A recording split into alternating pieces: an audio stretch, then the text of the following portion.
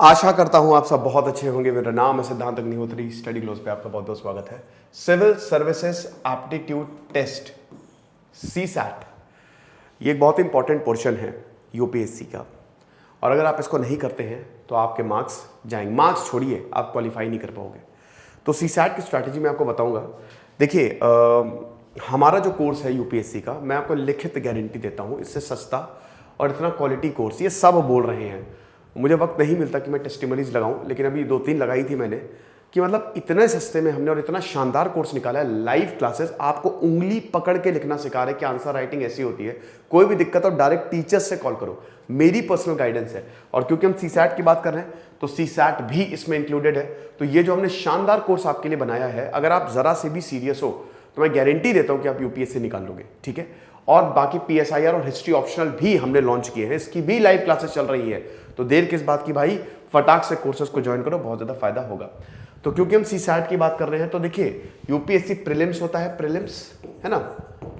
अब प्रीलिम्स में आपका एक होता है जीएस1, मतलब जीएस पेपर, जनरल साइंस, जो आपका जिसमें सब पूछा जाता है, जो सबसे मेन होता है। 100 सवाल होते हैं और 200 मार्क्स का ये पेपर होता है।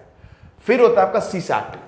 ठीक है, सीसैट, इसमें अगर बात करते हैं तो इसमें 80 सवाल होते हैं। इसमें एक सवाल 2 मार्क्स, इसमें 2.5 मार्क्स का, और इसमें ये भी 200 मार्क्स का पेपर होता है, समझ लो। और दोनों में 1/3 मार्किंग होती है। अब ये जब आप कर लोगे, ये होता है क्वालिफाइंग। ठीक है, ये सिर्फ क्वालिफाइंग होता है। अगर इसमें 1/3 आपके मार्क्स आ गए, यानी कि कितना, 66 मार्क्स आ गए आपके, 66, यानी कि अगर 24 सवाल आपके सही हो गए, 80 में से 24 सवाल आपको सही करने हैं।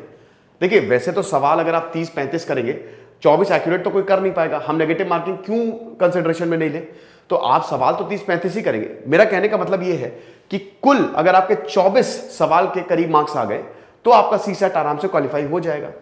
फिर आता है आपका जीएस पेपर। इसमें तो खैर इसकी हम क्या ही बात करें, इसकी मैं कई बार बात भी कर चुका हूं।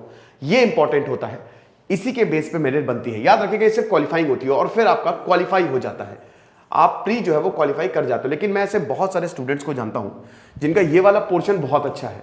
आप विश्वास नहीं करोगे कि पिछले के पिछले साल या पिछले साल ही 120, 130, 140 तक मार्क्स आए थे, इतने टफ पेपर के बावजूद, पर उनका सीसैट नहीं निकला। तो पहली बात तो सीसैट को आप सीरियसली लेना शुरू कर दो। सीसैट को seriously low. Step 1 is this कि टेक सीसैट सीरियसली। अब इसमें 2 तरीके के लोग होते हैं, एक जिनका साइंस का बैकग्राउंड है, साइंस मतलब मैथ्स का बैकग्राउंड है, और दूसरे जिनका मैथ्स का बैकग्राउंड नहीं है। फिर एक जिनकी इंग्लिश अच्छी है, दूसरे जिनकी इंग्लिश अच्छी नहीं है। इसीलिए मैं बोलता हूं कि अगर आपको लग रहा है कि मैं पूरा हिंदी पे ही सब कुछ दूंगा तो बहुत मुश्किल हो जाएगा, यूपीएससी आपको लेगा नहीं। थोड़ी बहुत इंग्लिश आपको आनी चाहिए। चलिए, आप बोल नहीं पा रहे, लेकिन समझ में तो आनी ही चाहिए। क्योंकि अगर आपकी इंग्लिश बहुत ही दिक्कत है तो उसमें प्रॉब्लम ये होती है कि सीसैट वाले में इंग्लिश तो इंग्लिश में ही आएगा, तो वो आपका पोर्शन चला गया। तो प्रैक्टिस उसकी भी करनी है। ठीक है, तो आप देखिए, मैथ्स, रीजनिंग और इंग्लिश आती है सीसैट में, सीएसएटी में। ओके, पहले तो इसके मार्क्स भी जुड़ते थे, फिर बहुत ज्यादा इस पर बवाल हो, फिर 2014 में इसको खाली क्वालिफाइंग किया गया। लेकिन स्टिल अब यूपीएससी फॉर्चुनेटली अनफॉर्चुनेटली कहेंगे उसको, कि स्टिल इंग्लिश वालों को, मैथ्स वालों को थोड़ा ज्यादा प्रेफरेंस दे रहा है ना। तो अभी होता क्या है कि अगर आपका मैथ्स बढ़िया है तो कोई दिक्कत नहीं। हालांकि इसमें मैथ्स थोड़ी अलग तरीके की आती है, और इंग्लिश भी आपकी अच्छी तो कोई दिक्कत नहीं है, आप इसकी थोड़ा लेट से प्रिपरेशन कर सकते हैं। लेकिन अगर ध्यान दीजिए, अगर आपकी इंग्लिश, आप हिंदी माध्यम से, और अगर आपकी मैथ्स भी बहुत अच्छी नहीं है, तो मैं आपको यह करूंगा कि डेली 1 घंटा सीसैट पे दे। बहुत ही ज्यादा वीक है तो कोई कोचिंग ज्वाइन कर ले। ठीक है, जैसे हमने 100 सेशन जो है वो सीसैट के दिए हैं, कोई कोचिंग ज्वाइन कर ले अगर बहुत ही वीक है तो, है ना। नहीं तो आप डेली 1 घंटा दीजिए इसको, है ना। और उसके बाद जनवरी से इसको और तेज कर दीजिए। हाँ, 3 से 4 घंटा कर दीजिए। फेब मार्च आते आते थोड़ा सा, 3 से 4 घंटा वैसे मोर देन इनफ है। जितना हो सके इसमें मॉक टेस्ट लगाए। मॉक टेस्ट में दोस्तों सीसैट में जैसे अभी काफी ऐसी किताबें हैं जो सीसैट के पैटर्न पे, और एक चीज याद रखिएगा कि जब भी आप कोई प्रैक्टिस सेट खरीदे, प्रीवियस ईयर पेपर तो आप लगाएंगे ही लगाएंगे, लेकिन जब भी आप कोई प्रैक्टिस सेट खरीदे उसमें देख ले कि क्या सीसैट में अभी जो लेवल आ रहा है उस हिसाब से सवाल है। क्योंकि कई बार प्रैक्टिस सेट में बहुत ही टटपुंजिया सवाल होते हैं जो कि आते ही नहीं सीसैट में, लेवल बहुत हाई हो चुका है। ठीक है, तो हमेशा ये देख ले कि जो करेंट पैटर्न है उस हिसाब से सवाल है। टाटा मैग्रो की किताबें आती हैं, ठीक है, वो बहुत अच्छा पूरा सीसैट का कंपाइलेशन निकालते हैं, आप वो अवेल कर सकते हैं, ठीक है। तो ये समझिए कि जितना ज्यादा आप इसमें प्रैक्टिस करेंगे उतना ज्यादा अच्छा है। अच्छा, एक चीज और समझिए, सीसैट में टेम्परामेंट की भी जरूरत होती है, थकाऊ पेपर होता है। जैसे देखिए 24 सवाल करने हैं, कर लोगे आसानी से भाई। 80 में से 24 सवाल डुएबल होते हैं यार। रीजनिंग तो कर ही लोगे ना भाई, 33% रहता है, ठीक है। तो रीजनिंग तो आराम से हो ही जाएगी। आपका मैथ्स में भी कुछ सवाल आराम से हो जाएंगे। इंग्लिश में क्या होता है ना कि इंग्लिश में बहुत बड़ा कॉम्प्रिहेंशन होता है और उसके बाद उसके ऑप्शंस होते हैं। मतलब अब देखो, कॉम्प्रिहेंशन उन्होंने बहुत बड़ा दे दिया, सवाल एक, इतना बड़ा कॉम्प्रिहेंशन तो थकाऊ होता है। तो इसमें आप रोटेट करके कर सकते हो। जैसे मान लो कि आपने एक इंग्लिश का सवाल किया, फिर एक रीजनिंग का कर लिया, फिर एक इंग्लिश का सवाल किया, फिर एक मैथ्स का कर लिया। अगर आपकी इंग्लिश अच्छी नहीं है तो इंग्लिश सबसे आखिरी में करना। एक और चीज मैं आपको बता दूं, एक सरसरी निगाह से पेपर पे निगाह मार लिया करो। जैसे आपने पेपर जब करना शुरू किया तो आप पहले क्वेश्चन से चलो।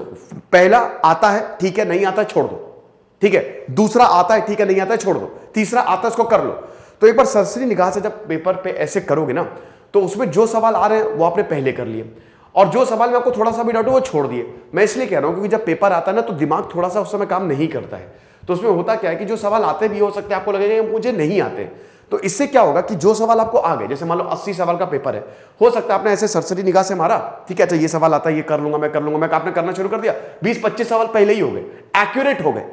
उसके बाद दोबारा से एक बार, और मैं सारे पेपर्स के लिए कह रहा हूं, दोबारा से एक बार पेपर को रिव्यू कर लो, ठीक है। वो हल्का सा क्रॉस लगा देना है, डॉट लगा देना, जो सवाल आपने नहीं किए। अब दोबारा से जब आप पढ़ना शुरू करोगे ना, सवाल को करना शुरू करोगे, तो आपके दिमाग की बत्ती चल जाएगी, बिलीव मी, तब आपके सवाल होंगे।